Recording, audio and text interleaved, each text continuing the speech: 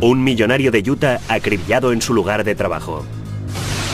Hicieron todo lo posible para que pareciera un atraco.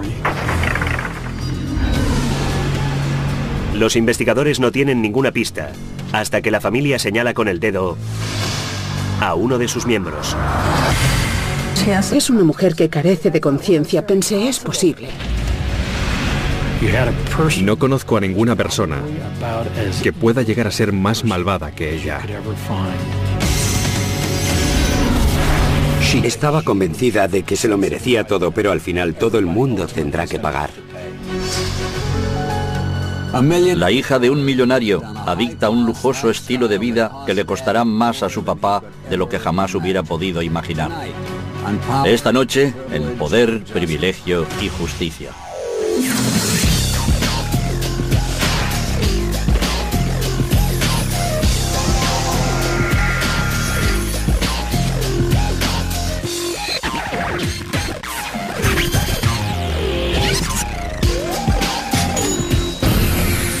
Crímenes imperfectos, ricos y famosos. Secretos de familia.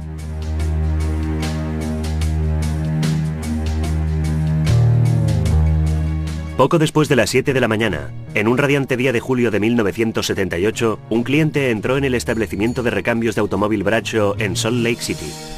Esperaba ver al propietario, Franklin Bradshaw, en su puesto habitual detrás del mostrador, pero no había nadie.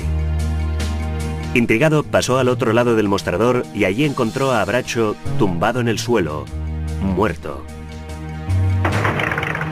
Había recibido 2 disparos.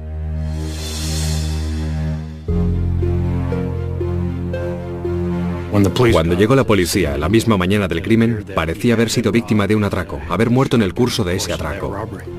Le habían dado la vuelta a los bolsillos, habían abierto la caja registradora, habían hecho todo lo posible para que pareciera un atraco, que solo estaban interesados en el dinero.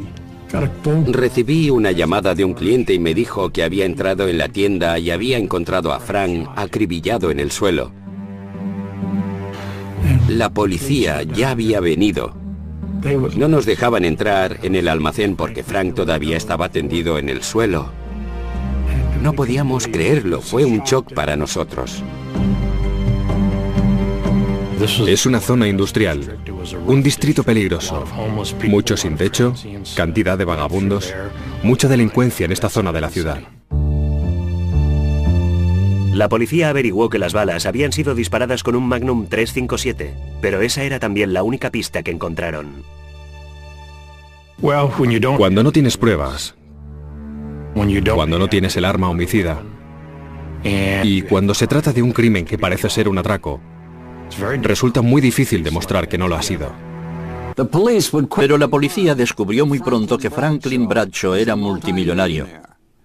Al parecer, la decisión de dirigir su imperio de piezas de recambio desde un sórdido almacén de Salt Lake City le había costado la vida. Pero su familia opinaba que quizá no se hubiera tratado de los pocos dólares que faltaban en la caja, que había otra posibilidad. Una posibilidad que involucraba a alguien de su entorno más cercano. Franklin Bradshaw era un hombre que se había hecho a sí mismo. Nacido en 1902 en un pueblito de Utah, era hijo del director del banco local. Estudió geología en la Universidad de Utah y en 1924 se casó con su novia de siempre, Berenice Jewett. En 1929, pocos meses antes del crack de la bolsa, Bradshaw obtuvo un préstamo de $1000 y abrió una tienda de piezas de recambio para automóviles en Provo, Utah. Pronto demostró sus aptitudes para el comercio al por menor. Era muy diligente. Cada vez que vendía una pieza de recambio se la entregaba al cliente sin su caja. Entonces volvía a poner la caja vacía en el estante para que su tienda pareciera estar mejor surtida. En 1931, Franklin y Berenice tenían 3 hijos, Robert, Elaine y Marilyn. Fueron tiempos duros. Cuando empecé a ir a la escuela, mi madre me hizo 5 faldas y 5 blusas. Y cada fin de semana tenía que lavarme y plancharme todas las prendas para poder ponérmelas la semana siguiente. Pero Franklin Bradshaw se había propuesto triunfar. Y poco a poco la tienda inicial se fue convirtiendo en una cadena de ámbito estatal. Frank trabajaba 7 días a la semana, 12 horas al día. Se levantaba por la mañana, hacía flexiones, desayunaba gachas de avena y se iba en coche hasta el almacén cada día, como un reloj. El negocio en expansión dejaba poco tiempo a Franklin para pasarlo con su familia. Luego, en 1937, 6 años después de que naciera su tercera hija, que también habían creído sería el último retoño, Berenice descubrió que volvía a estar embarazada. En 1938 dio a luz otra hija, Frances. Frances siempre tuvo conciencia de que su nacimiento no había sido deseado, un hecho del que se aprovechó repetidas veces durante toda su vida. Bernice siempre se dejó dominar por Frances. Si Frances quería una cosa, solo tenía que llorar y llorar hasta que su madre se lo daba. Era una de estas relaciones extrañas. Cuando Frances tenía 7 años, el negocio de Bradshaw tenía sucursales por todo Utah. Y Franklin trabajaba tan duro como siempre. Invirtió los beneficios del negocio de piezas de recambio en el petróleo y el gas, y convirtió su modesta riqueza en una enorme fortuna. Era uno de los concesionarios de gas y petróleo más importantes de todo el país. Era un hombre muy austero y muy misterioso con sus asuntos de dinero. Bradshaw compró una casa modesta en las afueras de Salt Lake City para su familia. Conducía una camioneta usada y llevaba sus documentos en una caja de cerveza vacía, en lugar de una cartera. Era un hombre sencillo, solo quería gastarse el dinero en cosas prácticas. No se gastaba el dinero en sí mismo y creía que así es como había que vivir. Se llevaba el almuerzo de casa cada día, se sentaba bajo una bombilla en la parte de atrás de su almacén y comía mientras controlaba sus inversiones. Pero su mujer Berenice no tenía la misma opinión en cuanto al dinero. Había visto crecer a sus otros 3 hijos sin todos los lujos que la fortuna de su marido permitía ahora. Y estaba decidida a que su hija adolescente Frances lo tuviera todo. Sé que mi madre le dijo, Frances, tu padre tiene dinero y la única manera de conseguirlo es quitárselo. Esta filosofía se convirtió en un estilo de vida para Frances. Berenice envió a Frances al exclusivo Bryn Mawr College en Filadelfia, donde esperaba que su hija entrara en contacto con lo mejor de la vida. Allí se dio cuenta de que las demás chicas del colegio Bryn Mawr tenían una vida mucho más materialista que la suya. Y decidió que este era precisamente el estilo de vida que deseaba. Todavía conoció mejor este tipo de vida cuando empezó a pasar fines de semana en Nueva York. Allí, Frances aprendió a ir de compras. Saks, Tiffany's, Bergdorf Goodman, solo lo mejor de lo mejor. ¿Y lo mejor de todo? Las facturas enviaban a papá en Utah. En 1958, el verano después de su segundo grado, mientras cenaba fuera en Nueva York, Frances conoció a un comerciante de perlas italiano llamado Vittorio Gentile. La llevaba a cenar a restaurantes de primera.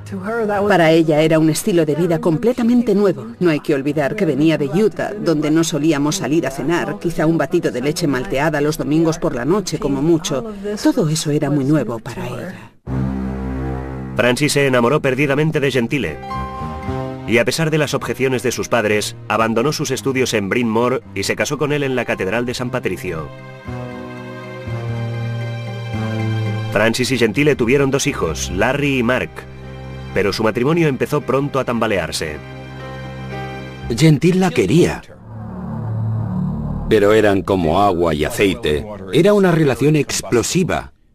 Él tenía mucho temperamento, ella montaba fácilmente en cólera. Frances estuvo lidiando 4 años con la violencia de Gentile, provocada por el alcohol, pero en 1963 no pudo más y se marchó de casa con sus hijos. Desesperadamente necesitada de dinero, recurrió al único hombre que conocía capaz de ayudarla, su padre millonario. Confiaba en papá. Me preguntó si no podía llamarle yo. Lo hice. Pero no se puso muy contento, era más de lo que estaba dispuesto a dar. Finalmente, Berenice convenció a su marido para que enviaran más dinero a Nueva York. De alguna manera, era como si Berenice quisiera asegurarse de que Francis conseguiría todo lo que ella misma había deseado, todo lo que había creído merecer en su matrimonio, con un hombre que se sabía inmensamente rico. A través de Francis, Berenice podía ahora vivir, tanto directa como indirectamente, el tipo de vida que siempre había deseado. Todas las madres desean lo mejor para sus hijas, pero Berenice estaba creando un monstruo. Francis acabó dando por supuestos los envíos de su padre sin dar muestra alguna de agradecimiento. ¿Qué pasaría si algún día el dinero dejara de manar? En 1963, Franklin Bradshaw, el austero millonario de Salt Lake City, tenía que mantener la familia de su hija divorciada y su derrochador estilo de vida en Nueva York. No le gustaba nada en absoluto. Frank odiaba gastar dinero y punto. Ella vivía en un mundo distinto en el que Frank no había entrado jamás y no quería seguir financiándolo. Francis vivía en el Upper East Side. Sus hijos estudiaban en costosas escuelas privadas y solía cenar en los mejores restaurantes. Curioso. Su padre había convertido $1000 en una fortuna. Francis podía gastarse esa cantidad en una sola noche. Él quería que volviera a casa. Para alguien como Franklin Bradshaw, vivir en Nueva York no tenía ningún sentido. Cuando le decían lo que costaba un apartamento en esta ciudad, no lo comprendía en absoluto. Creía que lo mejor era que su hija regresara a Utah. Pero Francis se negaba a regresar a Salt Lake City. Cuando Franklin amenazó con dejar de pagarle las facturas, recurrió a su madre. En pocas palabras, Berenice le dijo: yo les daría todo lo que pudiera y tú también deberías hacerlo. El dinero que tienes en el banco es tan mío como tuyo. Berenice Bradshaw convenció a su marido para que siguiera manteniendo a Francis. También empezó a vender títulos y acciones sin que su marido lo supiera, para mandar más dinero a su hija. Mi madre se encargaba de que Francis viviera confortablemente. Hacía cualquier cosa, pero sin decírselo a papá, por supuesto. Mi madre se encargaba de todo y ella dependía por completo de mi madre. En 1969, Francis se casó con el exdiplomático holandés Frederik Schroeder, al que había conocido mientras estuvo destinado en Nueva York. Todo parecía indicar que Franklin Bradshaw se había librado de seguir mandando dinero. El nuevo marido de Francis parecía dispuesto a mantener a sus 2 hijos y sus costosos gustos. Los recién casados se instalaron en Europa y en 1973 tuvieron una hija, Lavinia. Pero el potencial de Schroeder no se materializó como esperaban. Su carrera languidecía y a menudo se encontraba sin trabajo. Para Francis resultó muy difícil de aceptar. Estaba convencida de merecérselo todo, como si tuviera un agujero en el centro de su mundo. Un agujero imposible de colmar y todo el mundo tendría que acabar pagando tanto figurativa como literalmente. En 1979, Francis se divorció de Schroeder y regresó con sus 3 hijos a Nueva York. Una vez más pidió ayuda a su padre y a su madre. Francis necesitaba que la mantuvieran, se negaba a buscar trabajo. Pero Berenice era la fuerza motriz, la impulsora de toda la ayuda que Francis recibía. Eso no quiere decir que Franklin quisiera ver a su hija en la calle, pero si no hubiera sido por Berenice, Franklin habría mantenido muchas más distancias. Encerrada en su apartamento del Upper East Side, dependiente por completo de los talones procedentes de Utah, Francis empezó a obsesionarse con sus hijos. Les controlaba de cerca. Tenían prohibido salir, tener amigos, hacer su propia vida. Solo podían ir a la escuela en autobús y al volver tenían que quedarse siempre en casa. Estaban totalmente controlados. Francis creía haberles dado a sus hijos adolescentes Mark y Larry todo lo que podían desear, y a cambio esperaba su obediencia y devoción total. Era una relación tan cerrada que resultaba malsana.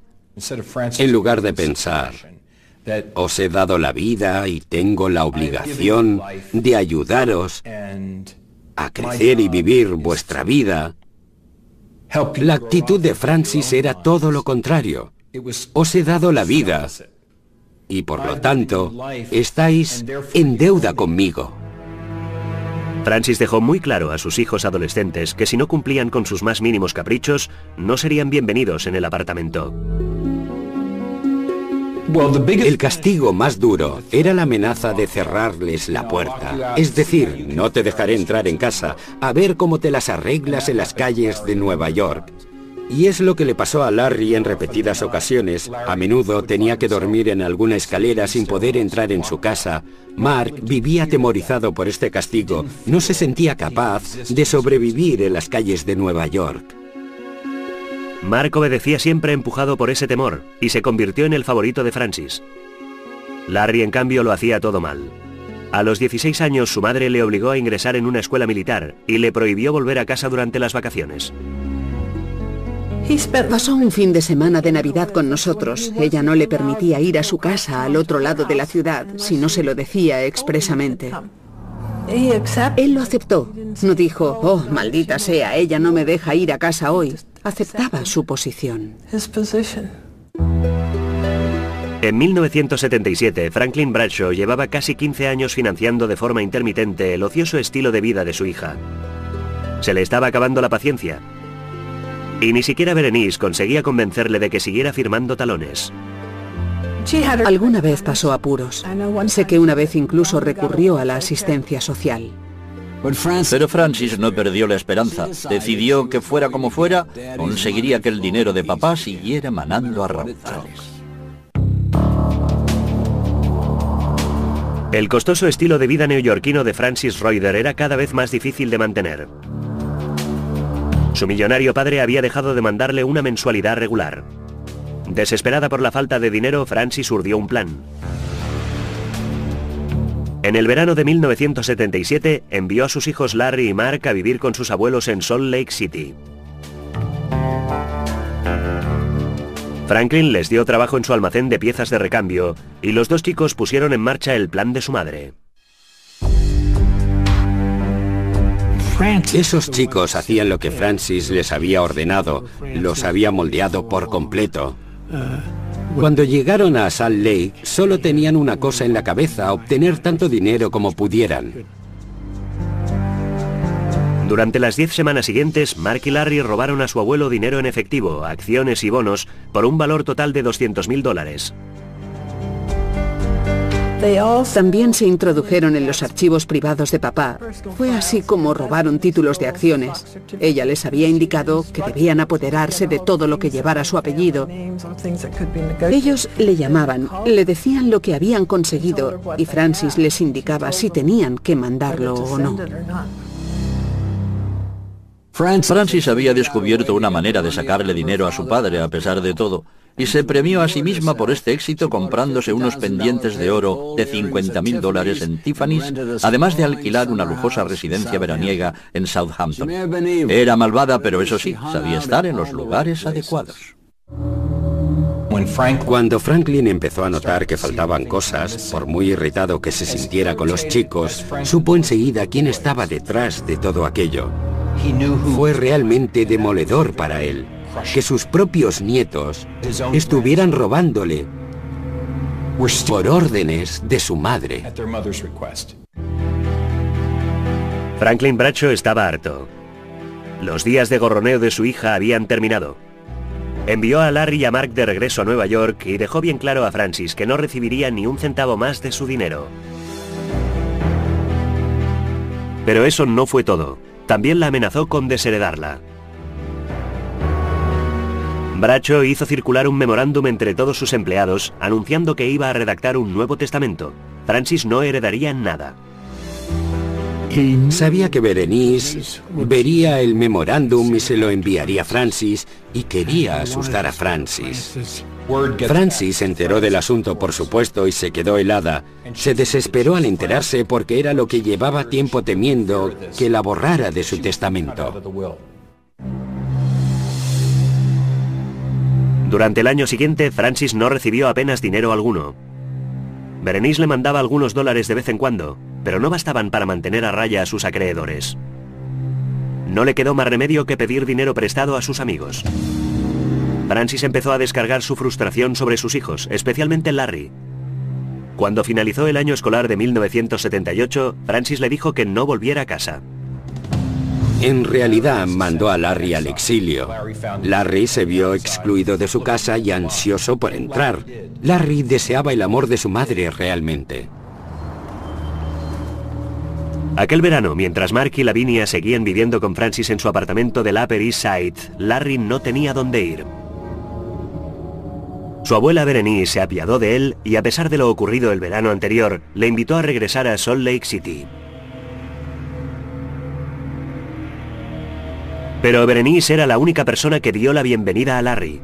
El resto de la familia opinaba que aquello solo podía terminar en un desastre, y en efecto, tan solo una semana después de la llegada de Larry, el desastre se abatió sobre la familia. El 23 de julio de 1978, Franklin Bradshaw se levantó a las 6 de la mañana, hizo sus flexiones y desayunó sus gachas de avena como cada mañana durante los últimos 30 años.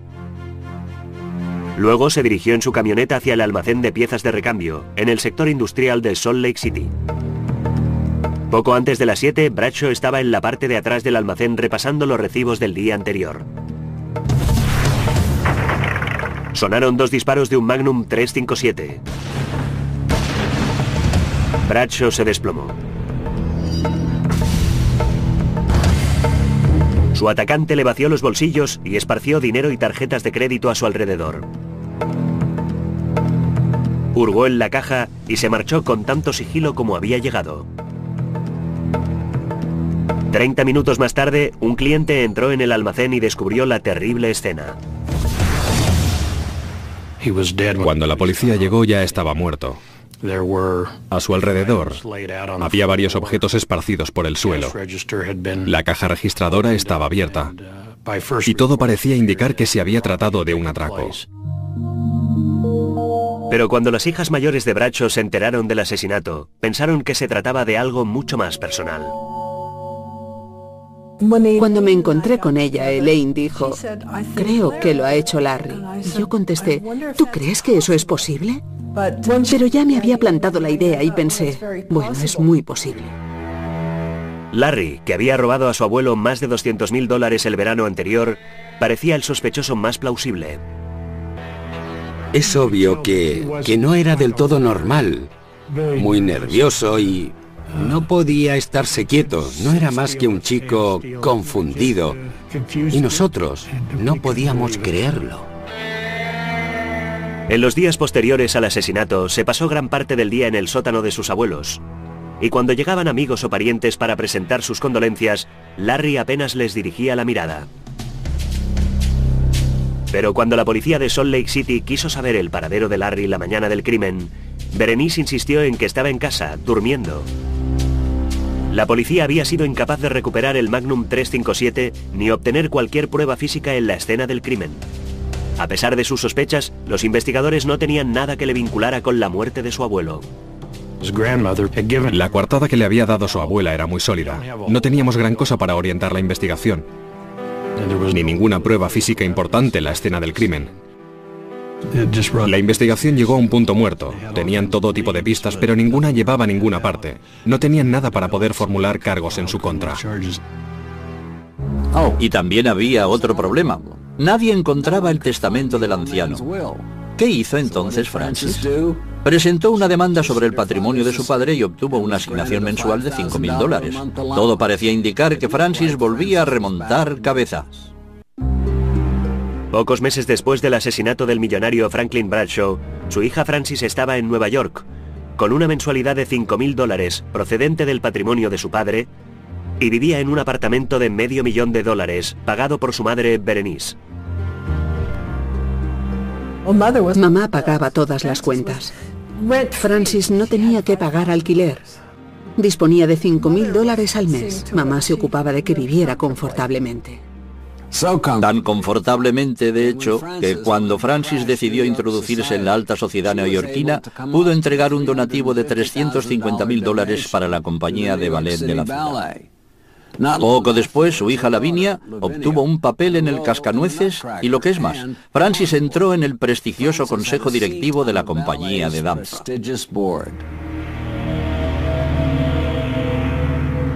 En Salt Lake City, la policía seguía sin ningún indicio que pudiera relacionar al hijo de Francis, Larry, con el asesinato. La investigación estaba paralizada.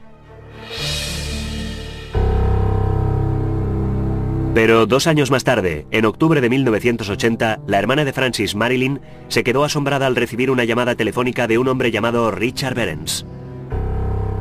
Dijo, os equivocáis de culpable, no es Larry, es Mark. Y yo dije, pero era Larry el que estaba aquí. Y contestó, sí, pero Mark consiguió el revólver. Se fue a Salt Lake. Mató a tu padre y regresó a Nueva York. Lo sé, porque tengo el revólver. Behrens conocía a Francis desde hacía más de 15 años y había hecho de canguro para Mark y Larry cuando eran pequeños. Durante más de un año había estado intentando que Francis le devolviera un préstamo de $3.600. El hasta entonces leal amigo, al que Mark y Larry llamaban tío Dickie, había perdido la paciencia. Quedamos en encontrarnos en un Burger King a 2 manzanas de mi apartamento.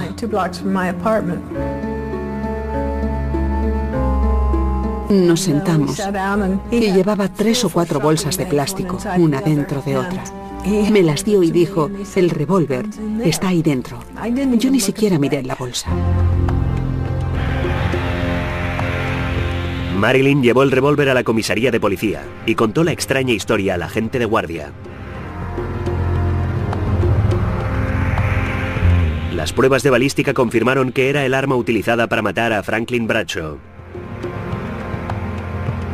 Teníamos un hombre con el arma homicida, con pruebas tangibles relacionadas con la escena del crimen, que además decía que el culpable era Mark Schroeder. En aquel momento la investigación tuvo que dar un giro radical y enfocar una dirección totalmente distinta. En diciembre de 1980, Mark Schroeder fue detenido sospechoso de asesinato. Pero cuando Mark ya estaba entre rejas, Richard Behrens, la única persona que relacionaba a Mark con el crimen, cambió su historia. Francis convenció a Behrens para que cambiara la historia. Su argumento fue, si no lo haces, te acusarán de ser su cómplice. Tengo que recordarte que has guardado este revólver en tu apartamento durante más de 2 años. ¿Cómo podrás explicar eso? Sin el testimonio de Behrens, la acusación contra Mark no tenía fundamento y se retiraron todos los cargos en su contra. Pero el fiscal de Salt Lake, Ernie Jones, y el investigador Mike George no estaban dispuestos a rendirse. Cuando tienes que retroceder en el tiempo, las investigaciones suelen resultar muy difíciles. Pero en nuestra sociedad de la información cada vez se recogen más datos. Por lo tanto, lo que hay que hacer es retroceder en el tiempo y empezar a recopilar datos. Los investigadores siguieron el rastro del número de serie del arma homicida. Los detectives le enseñaron una foto de Mark y el comerciante confirmó que era la misma persona que había comprado el revólver en julio de 1978, menos de una semana antes del crimen. Al mismo tiempo, Mike George rebuscaba entre miles de billetes de avión, alquileres de coches y registros de taxis. Por supuesto, necesitábamos alguna prueba de la presencia de Mark en Salt Lake. Tenía que haber venido en avión o en coche. Tras una búsqueda exhaustiva, Mike George encontró por fin lo que estaba buscando. Un billete de avión desde Midland, Texas, hasta Salt Lake City, con la fecha del 22 de julio de 1978, la víspera del asesinato. El nombre en el billete de avión era Gentile, el apellido originario de Mark. Estábamos entusiasmados. Por fin teníamos otra prueba tangible de su culpabilidad. Mark Schroeder fue arrestado de nuevo, sospechoso de asesinato por segunda vez. Su abuela Berenice se apresuró a pagar la fianza de $100.000. Y mientras las autoridades de Salt Lake City intentaban extraditarle a Utah, Mark pasó a la clandestinidad.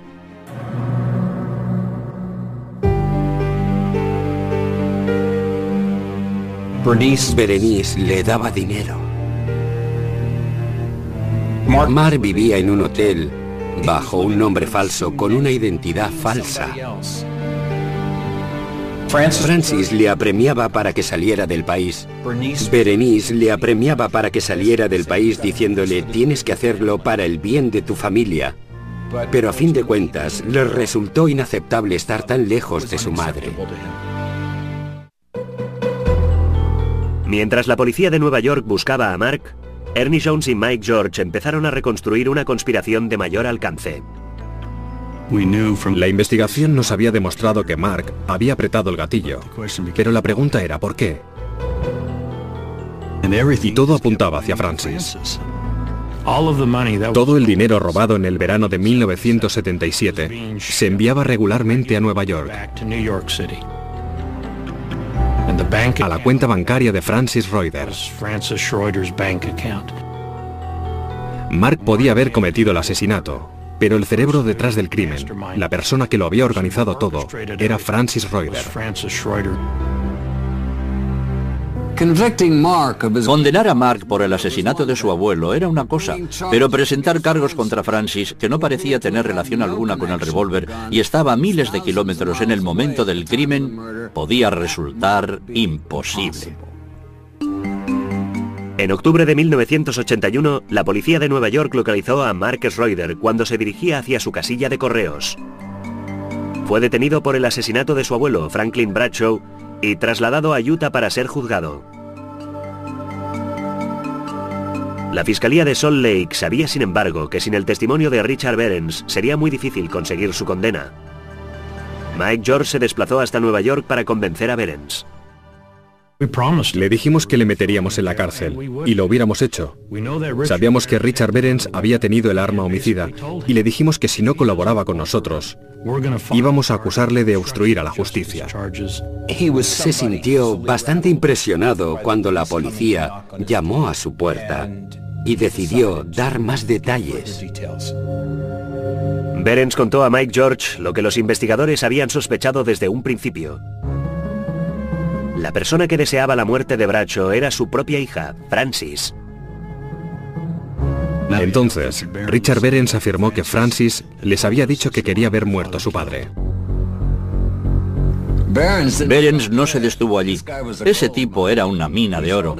Contó a los investigadores que un año antes del asesinato, Francis había pagado $5.000 a otro tipo para que fuera a Utah y matara a su padre. El tipo se quedó con el dinero, pero no cumplió el encargo. Con la colaboración de Behrens, la Fiscalía de Salt Lake podía acusar a Francis Reuter de conspiración para cometer un asesinato. El 19 de marzo de 1982, las autoridades de Nueva York aparcaron delante del número 10 de Gracie Square, el lujoso edificio de apartamentos donde vivía Francis, con una orden judicial de arresto. Ella le dijo a la asistenta: no les dejes entrar, no tienen derecho a entrar. Y tuvieron que entrar en el apartamento haciendo uso de la fuerza. No les dejó entrar voluntariamente. Y cuando lo hicieron, ella estaba a punto de saltar por la ventana. Tuvieron que agarrarla para que no se matara. La detención de Francis saltó a la portada de los periódicos. Pero sería Marcus Reuter el primero en ver el interior de unos juzgados.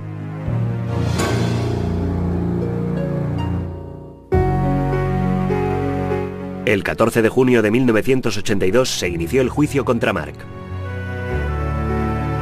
Nunca puedes estar seguro del resultado de un juicio. Al principio yo no estaba muy seguro porque Richard Behrens nos había dado dos versiones distintas de lo ocurrido. Y en mi opinión, lo mejor que teníamos, por supuesto, era el billete de avión y la pistola. O sea que en realidad no estábamos muy convencidos de la solidez de nuestra argumentación. Solo teníamos alguna posibilidad. Mark prefirió que su juicio fuera sin jurado, convencido de que le sería más favorable.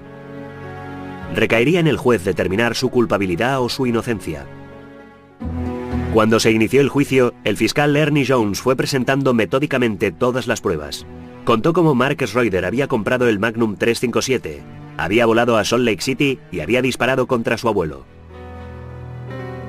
Estaba claro que habían conectado con todos los puntos. Yo estaba seguro que iban a acusarle de asesinato en primer grado.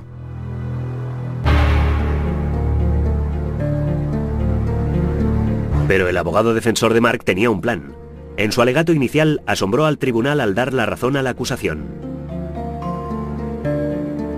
En pocas palabras, se levantó y dijo, pues sí, chicos, tenéis razón, él lo hizo, pero este es el motivo. Según Van Damme, Mark había matado a su abuelo por una sencilla razón. Su madre le había obligado a hacerlo. Nuestra única posibilidad de atenuar su culpabilidad era demostrar la influencia ejercida por su madre. No le quedó más remedio, bajo estas circunstancias, que hacer lo que hizo. La defensa explicó que después de tantos años bajo el control de Francis, Mark estaba convencido de que no tenía otra opción que matar a su abuelo si ella le ordenaba que lo hiciera. Es una carga psicológica espantosa, matar a tiros a tu propio abuelo. Mark intentó oponerse, le pidió a su madre que no le obligara a hacerlo. Y de repente se te aparece la imagen de ese chico tan inmaduro que no quiere ir a Salt Lake City a matar a su abuelo. Y a su madre insistiendo. De repente lo ves todo como un caso de abusos mentales perpetrados por su madre. La historia de Mark causó un gran impacto en el tribunal. Tras 10 horas de deliberación, el juez James Aguaya dictaminó que Mark era culpable, pero solo de asesinato en segundo grado. El proceso contra Mark había revelado hasta qué punto estaba bajo el control de su madre y su criminal maquinación. La Fiscalía de Salt Lake City tenía la mira puesta en Francis, pero no contaba con demasiadas pruebas y Francis disponía del dinero de papá para defenderse. Con la muerte de Franklin Bradshaw, su hija Francis heredaría muchos millones de la fortuna familiar. Pero toda esta riqueza pendía ahora de un hilo. Francis se enfrentaba a un juicio por haber maquinado el asesinato, que podía acarrearle la pena capital. Hasta 2003, la pena de muerte era a veces un asunto un poco desagradable en Utah. Si Francis era condenada a muerte, debería enfrentarse a un pelotón de fusilamiento de 5 tiradores de Utah con los rifles apuntándole al corazón. El juicio podía dejar la familia Bradshaw totalmente destrozada. Las hermanas de Francis estaban dispuestas a declarar en su contra, pero Berenice seguía estando al lado de su hija. Mamá se negaba a aceptar la responsabilidad de Francis. Berenice se encargó de que Francis tuviera todo lo que necesitaba. La viuda pagaba los honorarios de los abogados afirmando que lo único que pretendía era mantener unido el resto de su familia. La fiscalía sabía que no resultaría fácil condenar a Francis. Éramos conscientes de que un jurado no la declararía culpable solo con pruebas circunstanciales. Ni el arma homicida era suya, ni se encontraba en la ciudad donde se había cometido el asesinato. En realidad solo contaba con que Richard Behrens estuviera dispuesto a declarar que Francis había organizado el asesinato. El testimonio de Mark Schroeder era la baza más fuerte de la acusación para relacionar a Francis con el asesinato. Pero era una baza muy insegura. En los 15 meses transcurridos desde que fuera declarado culpable, Mark había aceptado declarar contra su madre en más de una docena de ocasiones, pero solo para retractarse cada vez. Mark no quería hacerlo. Nadie creía que tuviera la fuerza necesaria para presentarse ante el tribunal, sentarse en el estrado y declarar contra su madre que le estaría mirando.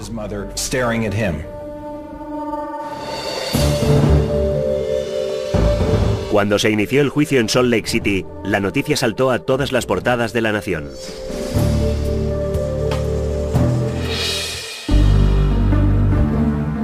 En la sala del tribunal, Ernie Jones presentó las alegaciones de la acusación ante el jurado. Francis Schroeder había ordenado el asesinato de su millonario padre por un sencillo motivo: el dinero.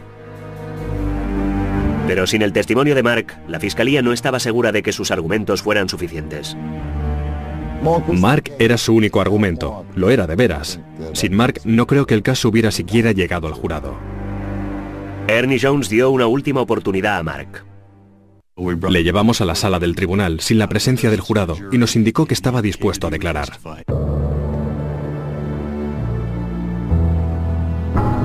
El séptimo día del juicio, Mark Schroeder subió al estrado. Ernie Jones le preguntó quién le había ordenado matar a su abuelo. Y su respuesta fue clara y sencilla. Dijo, me lo ordenó mi madre. Recuerdo que estaba allí sentado en la sala del tribunal. El silencio podía cortarse como un cuchillo. Fue realmente dramático, pero sobre todo por la forma en que lo dijo, su forma de declarar, con toda naturalidad. Es que a mamá no se le puede decir que no. Tenías la sensación de presenciar la dinámica más triste y destructiva que pueda existir entre madre e hijo. Para Francis Schroeder fue un acto de traición supremo. Estaba consternada. Le parecía imposible que aquello le estuviera sucediendo. Ahora solo se trataba de ver si el jurado podía creer en la declaración de un joven capaz de apretar el gatillo. El jurado solo tuvo que deliberar 4 horas y media. Francis Schroeder fue declarada culpable de asesinato en primer grado y condenada a cadena perpetua. Escapó a la pena capital. Mark Schroeder pasó 11 años en la cárcel antes de salir en libertad condicional en 1994. Francis Schroeder cumplió 13 años de su cadena perpetua en la cárcel. Salió en 1996.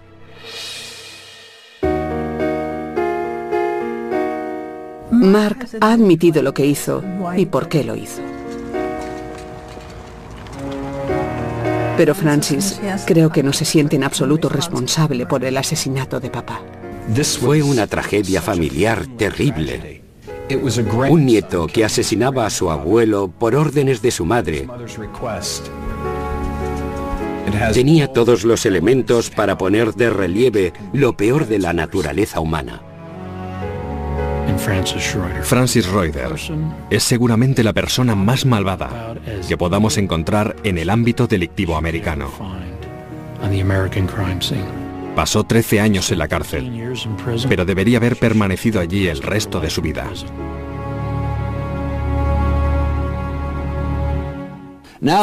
Ahora que ya está en la calle, Francis no tendrá que preocuparse nunca más por el dinero. Un fondo fiduciario establecido por su madre antes de morir le permitirá vivir de la fortuna del padre que asesinó durante el resto de su vida. Dominic Dunne, para la televisión judicial.